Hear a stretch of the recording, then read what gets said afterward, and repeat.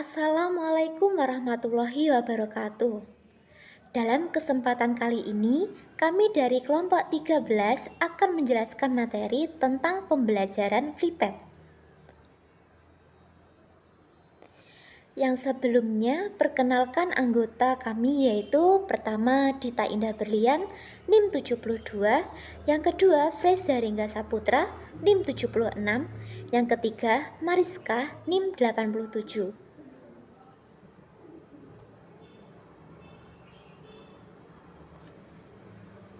Nah, materi yang kelompok kami akan bahas yaitu pertama, pengertian pembelajaran FreePad. Yang kedua, metode pembelajaran FreePad. Yang ketiga, langkah pembelajaran FreePad menggunakan video. Yang keempat, hasil penelitian pembelajaran FreePad. Yang kelima, kelebihan pembelajaran FreePad. Yang keenam, kekurangan pembelajaran FreePad. Yang terakhir, 7, kesimpulan. Nah, pembelajaran FreePad merupakan bentuk pembelajaran campuran atau proses pembelajaran melalui interaksi langsung dan virtual atau online yang menggabungkan pembelajaran sinkron dan pembelajaran independen asinkron. Dalam pembelajaran FreePad ini, siswa dapat berinteraksi dengan guru dan teman sekelas dan menerima komentar pada saat yang sama. Video pembelajaran sering dapat diakses melalui berbagai bentuk media pada platform digital. Metode pembelajaran FreePad atau kelas terbalik dibagi menjadi 3 kegiatan, yaitu pertama, sebelum kelas dimulai atau sebelum kelas. Yang kedua, di awal kelas atau di dalam kelas. Yang ketiga, setelah akhir kelas atau di luar kelas. Dalam pembelajaran ini, sebelum memulai pelajaran, siswa mempelajari materi terlebih dahulu yang akan dibahas. Pada tahap ini, kemampuan yang perlu dimiliki siswa adalah menghafal dan memahami materi. Kemudian, siswa dapat menerapkan dan menganalisis materi melalui berbagai kegiatan kelas interaktif, diikuti dengan penilaian dan sejumlah tugas berbasis proses seperti kegiatan setelah akhir kursus atau kreatif. Ada beberapa bagian seperti mengingat, memahami, menerapkan, menganalisis, dan mengevaluasi yang diterapkan pada sebelum, selama, dan setelah sekolah. Langkah pembelajaran FreePad menggunakan video yang pertama yaitu sebelum memulai pembelajaran, siswa didorong untuk mempelajari materi secara mandiri dengan cara menonton video pembelajaran sendiri atau video pembelajaran yang diunggah oleh orang lain. Yang kedua, dalam pembelajaran di kelas, siswa dibagi menjadi beberapa kelompok. Yang ketiga, guru memberikan kuis atau tes berdasarkan topik yang dipelajari dalam video pembelajaran yang diberikan oleh guru tersebut. Yang keempat, guru menugaskan satu siswa untuk menjawab pertanyaan yang diberikan oleh guru. Yang kelima, guru meminta jawaban siswa lain dari jawaban itu untuk memastikan bahwa semua siswa terlibat dalam kegiatan yang sedang berlangsung. Namun, jika siswa mengalami kesulitan menjawab atau jawaban yang salah, atau siswa yang hanya diam saja, guru dapat mengajukan pertanyaan lanjutan di mana jawaban menunjukkan jawaban yang lengkap. Hasil penelitian penggunaan pembelajaran FreePad yaitu pembelajaran FreePad menekankan pada kegiatan siswa untuk menemukan atau menempatkan siswa sebagai subjek pembelajaran.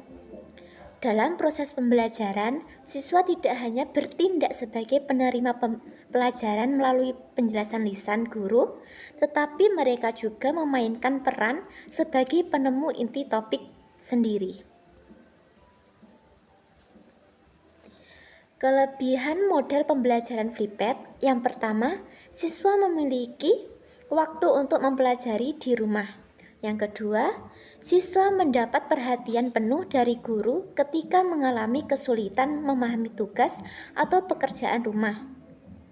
Yang ketiga, siswa dapat mengulang-ulang video pembelajaran hingga paham. Jika murid kurang mengerti, maka guru harus menjelaskan lagi hingga siswa mengerti. Yang keempat, siswa dapat mempelajari materi dalam kondisi dan suasana yang nyaman. Yang kelima, siswa dapat belajar dari berbagai jenis konten pembelajaran, baik melalui video, buku, atau website.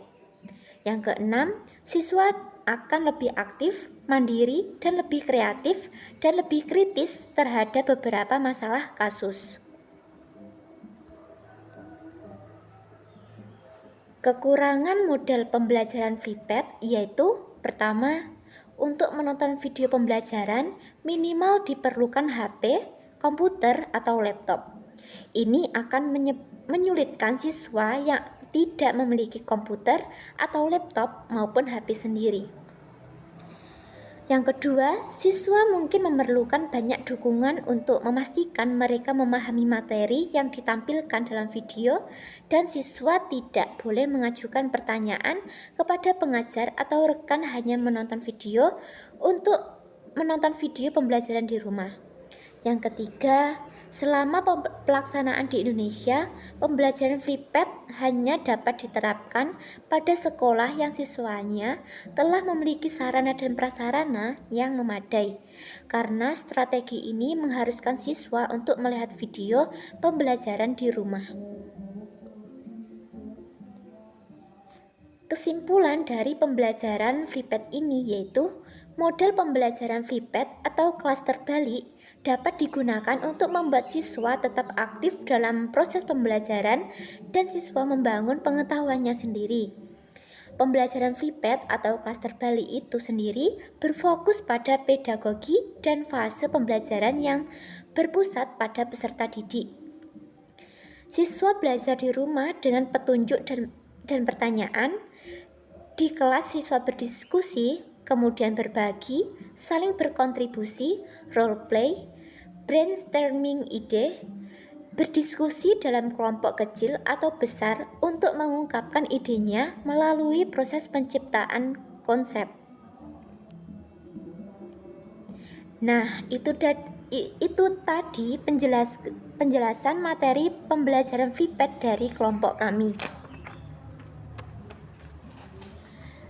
Semoga teman-teman dapat menerima dan paham yang saya jelaskan tadi mengenai pembelajaran FreePad. Bila ada kurang lebihnya, mohon maaf. Terima kasih. Wassalamualaikum warahmatullahi wabarakatuh.